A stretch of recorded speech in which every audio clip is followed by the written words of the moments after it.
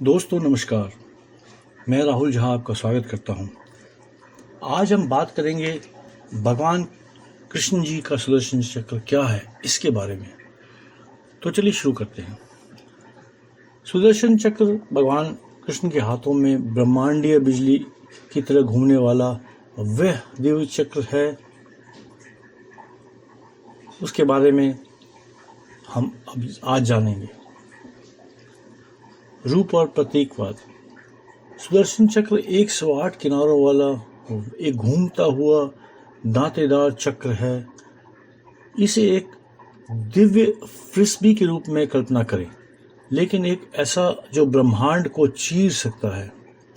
भगवान विष्णु और उनके अवतार श्री कृष्ण इसे अपनी दाहिनी पिछले हाथों की तर्जनी में धारण करते हैं। यह ऐसा है जैसा आपके पास एक ब्रह्मांडीय निंजा सितारा हो। उत्पत्ति और उद्देश्य। हिंदू शास्त्रों में सुदर्शन चक्र को भगवान विष्णु का माना जाता है। यह उनका अंतिम हथियार है, एक ब्रह्मांडीय आरी जो मक्खन की तरह बुराई को काटती है। जब विष्णु ने कृष्ण का रूप में अवतार लिया तो उन्होंने धर्म की रक्षा और राक्षसों को परास्त करने के लिए सुदर्शन चक्र चलाया। 108 दांतेदार किनारे। प्रत्येक किनारा अस्तित्व के अलग पहलू का प्रतिनिधित्व करता है। 108 तत्व जो सृष्टि बनाते हैं। यह केवल एक हथियार नहीं है, यह एक ब्रह्मांडीय कैलकुलेटर है जो अच्छाई और बुराई के बीच संतुलन बनाता है। सुरक्षा का प्रतीक। सुदर्शन चक्र भक्तों की रक्षा करता है। जब कृष्ण ने इसे उठाया तो राक्षस कांप उठे। यह स्पीड डायल पर एक दिव्य अंगरक्षक होने जैसा है। समय और विनाश। चक्र समय का पहिया भी है। यह घूमता है, युगों युगों तक और कालों को काटता है। जब श्री कृष्ण ने इसका इस्तेमाल किया तो सूरज मंद हो गया। अपने दुश्मनों को अंधा करने के लिए एक ब्रह्मांडीय ग्रहण है। अगली बार जब आप एक घूमता हुआ लट्टू या फ्रिस्बी देखें तो सुदर्शन चक्र के बारे में सोचें। अंतिम ब्रह्मांडीय बूमरैंग। कृष्ण के अन्य दिव्य हथियारों के बारे में अधिक जानकारी।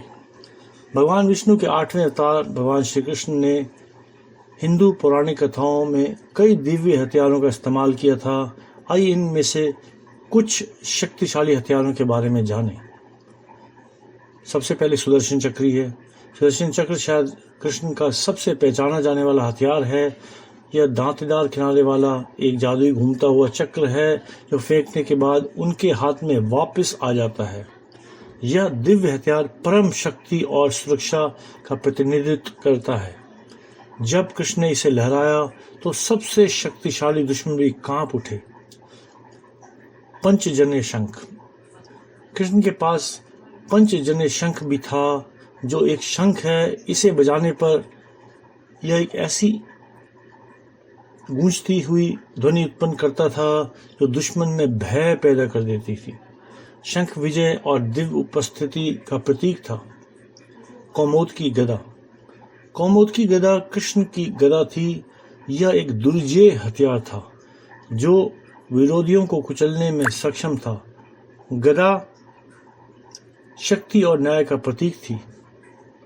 शारंग धनुष। कृष्ण का धनुष शारंग एक दिव्य हथियार था। यह अविश्वसनीय सटीकता और बल के साथ तीर चला सकता था।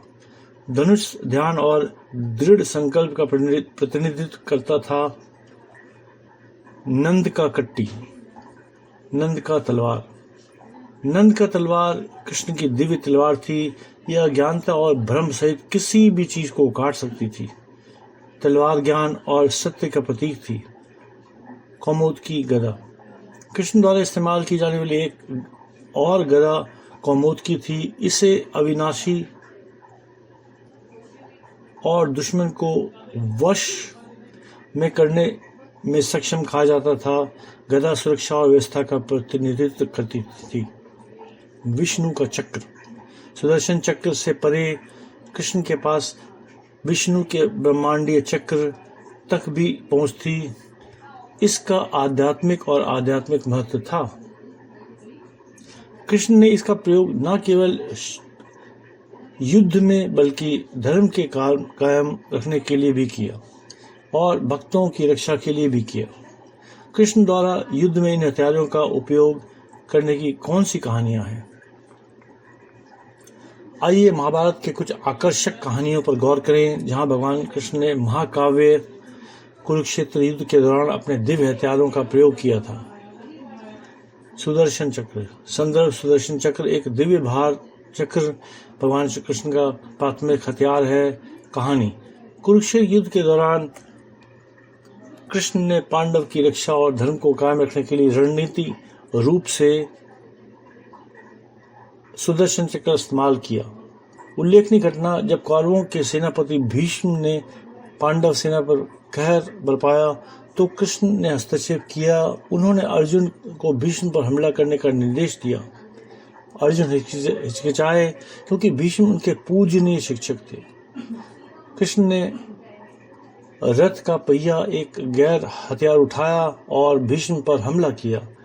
कृष्ण के दृढ़ संकल्प को देखकर भीष्म ने अपने हथियार छोड़ दिया और आत्मसमर्पण कर दिया। इस घटना ने कृष्ण के संकल्प और उनकी दिव्य उपस्थिति की शक्ति को प्रदर्शित किया। पंचजन्य शंख। संदर्भ: पंचजन्य शंख कृष्ण का पवित्र वाद्य है। कहानी: युद्ध शुरू होने से पहले कृष्ण ने युद्ध की शुरुआत का संकेत देने के लिए पंचजन्य शंख बजाया था। इसकी गूंजती ध्वनि कुरुक्षेत्र में गूंज उठी, जिससे दोनों सेनाएं विस्मय और भय से भर गई। यह कृष्ण की दिव्य उपस्थिति का प्रतीक था और महान संघर्ष के लिए मंच तैयार किया। कौमुद की गदा। संदर्भ: कुमुद की गदा कृष्ण की गदा थी। कहानी: युद्ध के दौरान कृष्ण ने कई शक्तिशाली योद्धाओं को हराने के लिए गदा का इस्तेमाल किया। धूर्तता से दुर्योधन की गदा को चकनाचूर कर दिया और उसे उसके कार्यों के परिणाम के बारे में चेतावनी दी। गदा श्री कृष्ण की ताकत और न्याय का प्रतिनिधित्व करती थी। शारंग धनुष। संदर्भ: शारंग धनुष कृष्ण को दिया एक दिव्य हथियार था। कृष्ण ने अर्जुन और पांडवों की रक्षा के लिए इस धनुष का इस्तेमाल किया था। उन्होंने अविश्वसनीय सटीकता के साथ तीर चलाए, दुश्मन की पंक्तियों को भेदते हुए। एक यादगार उदाहरण तब था जब उन्होंने जयद्रथ को निशाना बनाया, जो एक सुरक्षात्मक गठन के पीछे छुपा हुआ था। कृष्ण के तीर ने जयद्रथ का सिर काट दिया, जिससे सूर्यास्त से पहले उसे मारने की अर्जुन की प्रतिज्ञा पूरी हुई। नंद का कट्टी। संदर्भ: नंद का तलवार कृष्ण की दिव्य तलवार थी। कृष्ण ने इसका शिशुपाल ने कृष्ण को बार बार अपमान किया था और उसने सीमा पार कर ली थी, तो कृष्ण ने नंदक तलवार से उसका सिर काट दिया। इस कृत्य के न्याय के प्रति कृष्ण की प्रतिबद्धता को प्रदर्शित किया। विष्णु का चक्र। सुदर्शन चक्र से परे कृष्ण के पास विष्णु के ब्रह्मांडीय चक्र तक भी पहुंचे। युद्ध के दौरान कृष्ण ने पांडवों को विभिन्न खतरों से बचाने के लिए सुदर्शन चक्र का इस्तेमाल किया था। यह दुश्मनों का सफाया कर सकता था और ब्रह्मांडीय संतुलन को बहाल कर सकता था। कृष्ण के दिव्य हस्तक्षेप ने सुनिश्चित किया कि युद्ध के मैदान में न्याय की जीत हुई। ये कहानियाँ कृष्ण की धार्मिकता के अटूट प्रतिबद्धता और धर्म के रक्षक के रूप में उनकी भूमिका को उजागर करती है। उनके दिव्य हथियार केवल विनाश के साधन नहीं थे, बल्कि ब्रह्मांडीय व्यवस्था और न्याय के प्रतीक थे। कृष्ण ने अन्य किस महत्वपूर्ण युद्धों में भाग लिया? भगवान विष्णु के 8वें अवतार कृष्ण ने महाकाव्य महाभारत के दौरान कई महत्वपूर्ण युद्धों और घटनाओं में महत्वपूर्ण भूमिका निभाई। आइए इनके कुछ लेखनीय क्षणों का पता करें। कुरुक्षेत्र युद्ध। कुरुक्षेत्र युद्ध जिसे महाभारत के रूप में जाना जाता है, महाभारत काव्य में केंद्रीय संघर्ष था कृष्ण की भूमिका। कृष्ण ने पांडव राजकुमारों में से एक अर्जुन के सारथी और सलाहकार के रूप में काम किया। युद्ध के दौरान उनकी शिक्षाएं भागवत गीता के नाम से अमर हैं। उल्लेखनीय योगदान। कृष्ण ने नैतिक दुविधाओं, कर्तव्यों और आम साक्षात्कार के माध्यम से अर्जुन का मार्गदर्शन किया। उन्होंने अधर्म पर धर्म की जीत सुनिश्चित की। जरासंध के साथ युद्ध। मगध का राजा जरासंध एक शक्तिशाली विरोधी था। कृष्ण की भूमिका। कृष्ण ने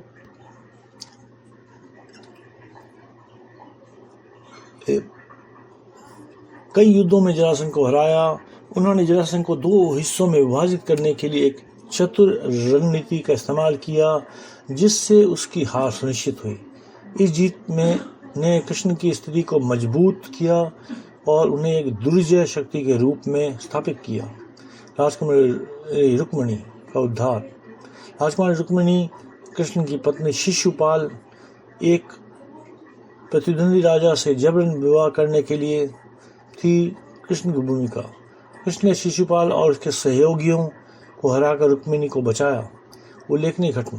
कृष्ण और रुक्मिणी भाग गए और उनकी प्रेम कहानी पौराणिक बन गई। नरकासुर के साथ युद्ध। प्रसंग। नरकासुर एक राक्षस राजा ने दुनिया को आतंकित किया था। कृष्ण की भूमिका। कृष्ण ने नरकासुर से युद्ध किया और अंततः उसे मार डाला, जिससे हजारों बंदी महिलाएं को मुक्त किया। यह युद्ध बुराई और अच्छाई की जीत का प्रतीक है। अपने जादुई गुणों के लिए जाने वाले श्यामंतक मणि के संघर्ष के कारण बना। और कृष्ण की भूमिका। कृष्ण ने मणि को पुनः प्राप्त किया। आपने नाम पर लगे झूठे आरोपों को मिटाया और शांति बहाल की। उल्लेखनीय घटना। मणि को उसके असली मालिक सत्यजीत को लौटा दिया। बाणासुर से युद्ध। प्रसंग। बाणासुर एक शक्तिशाली असुर ने कृष्ण को चुनौती दी और कृष्ण की भूमिका थी इसमें। कृष्ण ने बाणासुर से युद्ध किया और उसे पराजित किया, लेकिन उसकी भक्ति के कारण उसके जीवन को बख्श दिया। कृष्ण इस युद्ध ने कृष्ण की करुणा और न्याय की भावना को प्रदर्शित किया और भावना को भी प्रदर्शित किया। ये कृष्ण युद्ध की बहुमुखी भूमिका को उजागर करते हैं।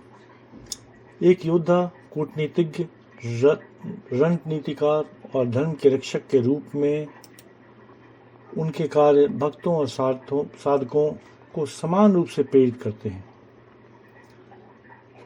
युद्धों से परे महाभारत में श्री कृष्ण की भूमिका निश्चित रूप से भगवान विष्णु के 8वें अवतार भगवान श्री कृष्ण ने युद्ध के मैदान से परे महाकाव्य महाभारत में एक बहुमुखी भूमिका निभाई।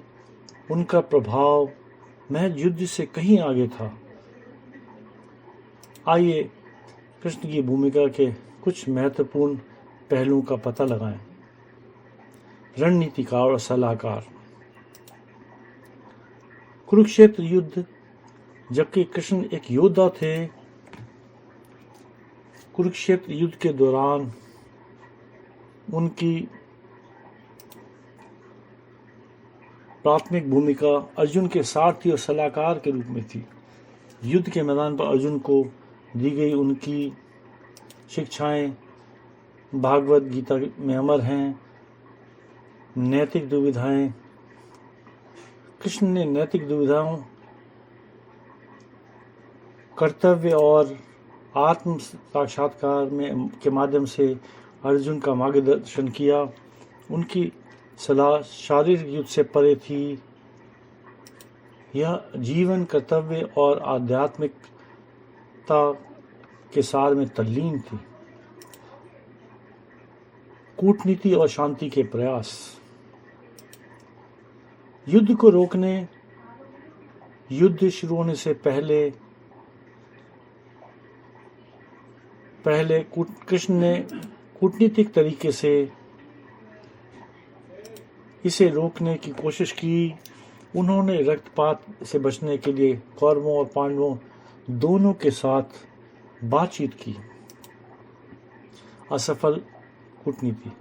जब सभी प्रयास विफल हो गए तो कृष्ण ने पांडवों का समर्थन करने का फैसला किया और उनके धर्मी उद्देश्य के लिए कृष्ण ने एक महत्वपूर्ण भूमिका निभाई। घटनाओं को क्रम को आकार देने में उनके कूटनीतिक प्रयास महत्वपूर्ण थे। सांस्कृतिक और सामाजिक सुधार। राजनीतिक सुधारक। कृष्ण सुरसेन साम्राज्य के राजा कंस को उखाड़ फेंकने में एक प्रमुख राजनीतिक व्यक्ति थे। उन्होंने पुराने राजा उग्रसेन को सिंहासन पर फिर से स्थापित किया, जिससे राज्य में स्थिरता आई, गठबंधन और स्थिरता। कृष्ण ने यादवों, उनके वंश और पांडवों के बीच गठबंधन स्थापित किया। इस रणनीतिक कदम ने मगध के राजा जरासंध को उखाड़ फेंकने में मदद की, जो उनके सबसे बड़े दुश्मन थे। विरासत और उत्तराधिकार। शाही वंश। कुरुक्षेत्र युद्ध के बाद कृष्ण ने यादव शाही वंश की निरंतरता सुनिश्चित की। उन्होंने द्वारका के सिंहासन पर अनिरुद्ध, कृष्ण के पोते, के पुत्र वज्र को स्थापित किया। परीक्षित का शासन। युधिष्ठिर के शासनकाल समाप्त होने के बाद कृष्ण ने हस्तिनापुर पर शासन करने के लिए कुरु राजकुमार परीक्षित का भी समर्थन किया। प्रेम, भक्ति और आध्यात्मिक। युद्ध से परे भक्तों के साथ कृष्ण की बातचीत। राधा के प्रति उनका प्रेम और उनकी आध्यात्मिक शिक्षाएं पीढ़ियों को प्रेरित करती रहती हैं। उनकी दिव्य उपस्थिति भौतिक क्षेत्र से परे थे और एक विरासत छोड़कर चले गए, जो महाभारत से कहीं आगे तक फैली हुई थी। संक्षेप में, महाभारत में कृष्ण की भूमिका युद्ध तक ही सीमित नहीं थी। इसमें कूटनीतिक मार्गदर्शन, सांस्कृतिक सुधार और आध्यात्मिक ज्ञान शामिल थे। उनका प्रभाव कालातीत और पूजनीय बना हुआ है। अगर आप हमारे चैनल में पहली बार आए हैं तो इसे लाइक और सब्सक्राइब करें। तो ये था श्री कृष्ण जी के बारे में। धन्यवाद।